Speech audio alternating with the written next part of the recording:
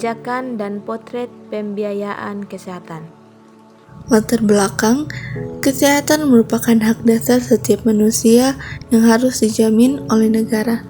Untuk mewujudkan kesehatan yang optimal, diperlukan kebijakan dan sistem pelayanan yang tepat. Saat ini, jutaan orang tidak bisa mendapatkan pelayanan kesehatan karena biaya yang tinggi. Kebijakan pembiayaan kesehatan yang dirancang dan dilaksanakan dengan cermat dapat membantu mengatasi masalah ini. Tujuan yang pertama, memahami kebijakan kesehatan di tingkat nasional dan global.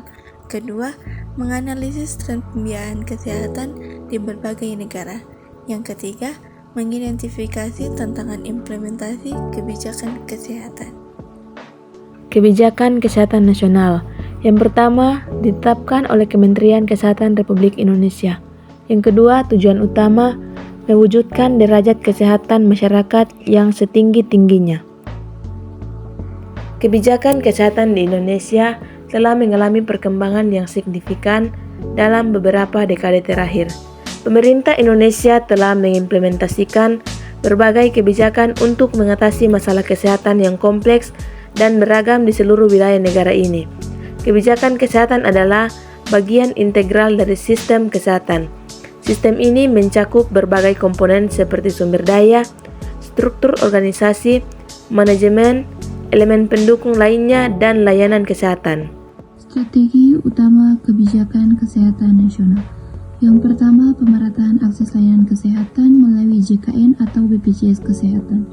Yang kedua, penguatan layanan kesehatan primer atau puskesmas dan posyandu. Ketiga, pencegahan dan pengendalian penyakit menular dan tidak menular. Keempat, peningkatan gizi masyarakat dan kesehatan ibu dan anak. Dan yang terakhir, pengembangan SDM dan fasilitas kesehatan. Kebijakan kesehatan global. Yang pertama ada World Health Organization sebagai pemimpin kebijakan global, dan yang kedua tujuan utama yaitu menjamin kehidupan sehat dan mendukung kesejahteraan bagi semua orang di segala usia. Selanjutnya ada strategi utama kebijakan kesehatan global. Pertama, menjamin seluruh populasi memiliki akses ke layanan kesehatan esensial tanpa kesulitan finansial. Kedua, meningkatkan kapasitas fasilitas, tenaga medis, pendanaan, dan sistem informasi kesehatan. Ketiga, fokus pada pencegahan, deteksi dini, dan respon terhadap penyakit menular dan tidak menular.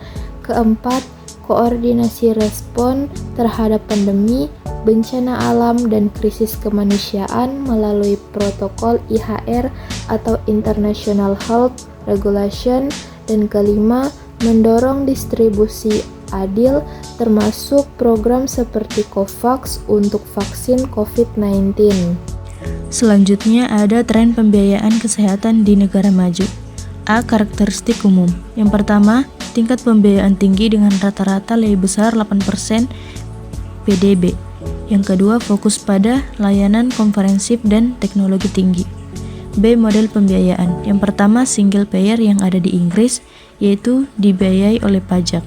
Yang kedua, social insurance yang berada di Jerman, yaitu dari iuran pekerja dan perusahaan. Yang ketiga, ada campuran publik swasta yang berada di Amerika Serikat, yaitu terdiri dari Medicare, Medicaid, dan private insurance.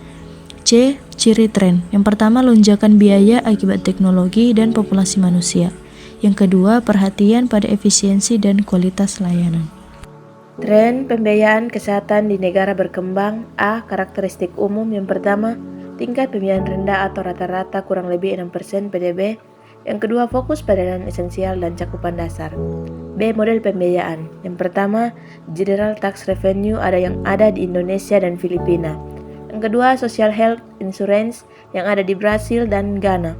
Yang ketiga, penggunaan langsung yang ada di India dan Pakistan. C. Ciri tren. Yang pertama, ketergantungan pada pandangan eksternal. Yang kedua, inisiatif cakupan kesehatan semesta. Selanjutnya, tantangan implementasi kebijakan kesehatan.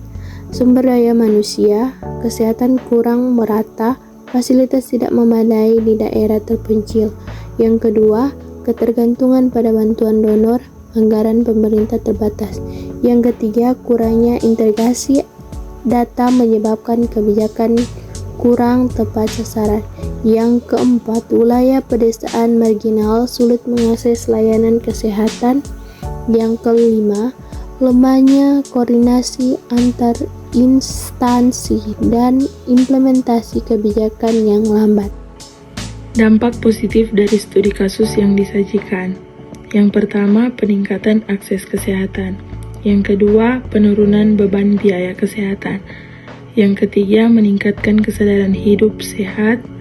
Yang keempat, mendorong reformasi sistem kesehatan. Dampak negatif dari studi kasus yang disajikan, yang pertama, kualitas layanan yang tidak merata. Yang kedua, beban keuangan negara atau BPJS. Yang ketiga, penyalahgunaan layanan kesehatan. Yang keempat, ketimpangan layanan daerah. Kesimpulan, 1. Kebijakan kesehatan, baik nasional maupun global, bertujuan untuk menjamin akses layanan kesehatan yang adil dan merata. 2. Pembiayaan kesehatan menunjukkan kesenjangan signifikan antara negara maju dan berkembang, baik dari segi sumber dana maupun efisiensinya.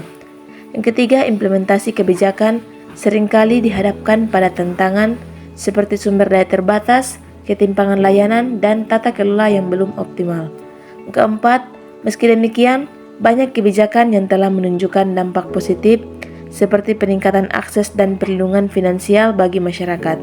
Yang kelima, perlu komitmen lintas sektor, inovasi, dan penguatan sistem kesehatan untuk menjawab tantangan dan meningkatkan efektivitas kebijakan.